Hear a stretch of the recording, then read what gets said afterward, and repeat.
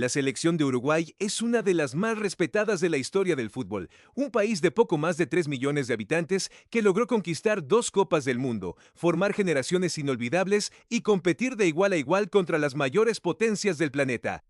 Pero el Mundial de 2026 ha dejado muchas dudas. Más allá de los resultados, el ambiente alrededor de la selección ha estado marcado por rumores de conflictos internos, diferencias entre algunos jugadores y el cuerpo técnico, además de un rendimiento que no ha convencido a la afición. Uruguay quedó afuera del Mundial con situaciones poco comunes en la Copa del Mundo. En el partido de Uruguay y España hubieron 2 cambios sorprendentes. El loco Bielsa sacó al golero Muslera en el segundo tiempo y también realizó otro cambio. Sacó al capitán de la selección celeste, Federico Valverde. Hoy vamos a recorrer la historia reciente de la Celeste, comparando sus actuaciones en los 2 últimos mundiales con lo ocurrido en esta Copa del Mundo. Analizaremos qué cambió, qué salió mal y qué futuro puede esperar a una de las selecciones más tradicionales del fútbol mundial. Pero antes de comenzar, cuéntanos en los comentarios, ¿crees que Uruguay todavía puede volver a luchar por un título mundial en los próximos años? Una selección acostumbrada a competir. Hablar de Uruguay es hablar de historia. Fue el primer campeón del mundo en 1930, conquistó nuevamente el título en 1950 con el inolvidable Maracanazo y desde entonces construyó una identidad basada en el esfuerzo, el carácter y la famosa garra charrúa. Aunque durante varias décadas no volvió a levantar la Copa del Mundo, Uruguay nunca dejó de ser un rival incómodo para cualquier selección. Rusia 2018, un mundial que devolvió la ilusión. El Mundial de Rusia fue probablemente la última gran actuación de una generación histórica. Con Óscar Tabares como entrenador, Uruguay mostró un equipo muy sólido. La defensa formada por Diego Godín y José María Jiménez era una de las mejores del torneo. En ataque, Luis Suárez y Edinson Cavani seguían siendo 2 delanteros de élite.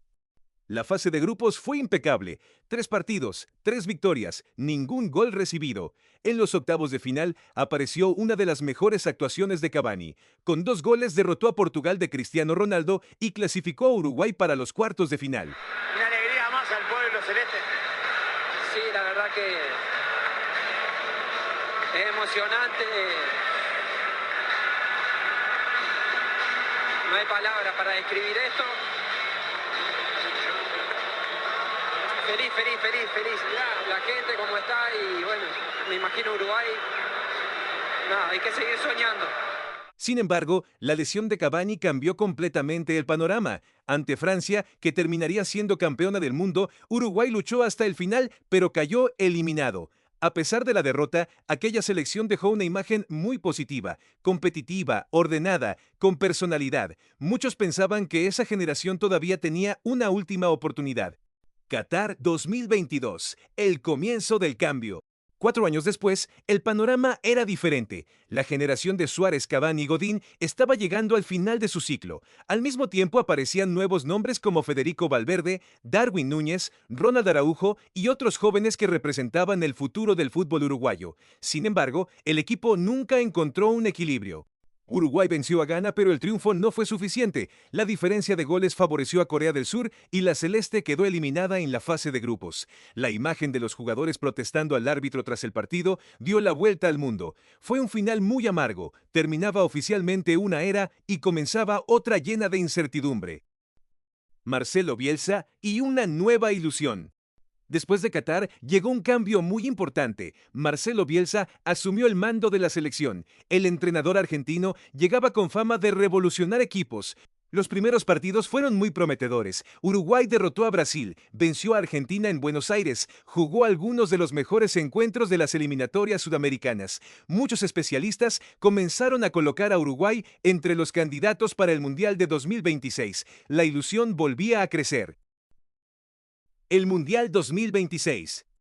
Las expectativas eran enormes. La mezcla entre experiencia y juventud parecía ideal. Federico Valverde llegaba como uno de los mejores mediocampistas del mundo. Darwin Núñez era la principal referencia ofensiva. Ronald Araujo lideraba la defensa y Bielsa seguía apostando por un fútbol muy agresivo. Pero los mundiales no siempre respetan la lógica. Poco a poco comenzaron a aparecer dificultades. El equipo mostró irregularidad. En algunos momentos dominaba los partidos, en otros perdía completamente el control. La contundencia ofensiva desapareció y comenzaron las críticas. Los rumores de conflictos internos. En medio del torneo, aparecieron rumores sobre diferencias dentro del grupo. Diversos medios hablaron de tensiones entre algunos futbolistas y el cuerpo técnico. También surgieron versiones sobre desacuerdos relacionados con entrenamientos, comunicación y decisiones deportivas. Hasta el momento, muchas de esas versiones no han sido confirmadas oficialmente, por lo que deben tomarse con cautela. Sin embargo, el simple hecho de que estos rumores aparecieran durante un mundial demuestra que el ambiente alrededor de la selección estaba lejos de ser tranquilo. Y cuando un equipo pierde estabilidad fuera del campo, muchas veces eso termina reflejándose dentro del terreno de juego. Si estás disfrutando de este recorrido por la historia reciente de Uruguay, suscríbete ahora mismo al canal. Aquí encontrarás historias, documentales, curiosidades y toda la emoción del fútbol internacional. Deja tu me gusta, activa la campana de notificaciones y comparte este video con otros amantes del fútbol. Tu apoyo ayuda muchísimo al crecimiento del canal. Muchas gracias. ¿Qué viene para el futuro? Aunque este mundial no termine como esperaba la afición, el futuro sigue siendo prometedor. Federico Valverde continúa siendo uno de los mejores jugadores del planeta. Ronald Araujo aún tiene muchos años por delante. Darwin Núñez puede seguir creciendo. Además, Uruguay siempre produce nuevos talentos. La historia demuestra que nunca conviene dar por terminada a la celeste.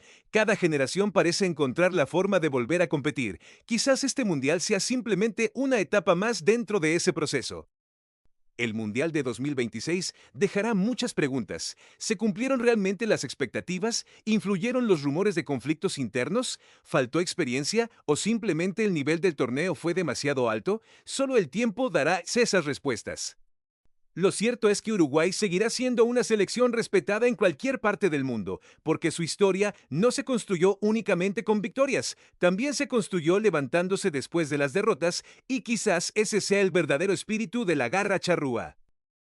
Y ahora queremos saber tu opinión. ¿Qué fue lo que más le faltó a Uruguay en este mundial? Déjalo en los comentarios. Si te gustó este documental, suscríbete al canal, deja tu like, activa la campana de notificaciones y comparte este video con tus amigos para que esta comunidad siga creciendo.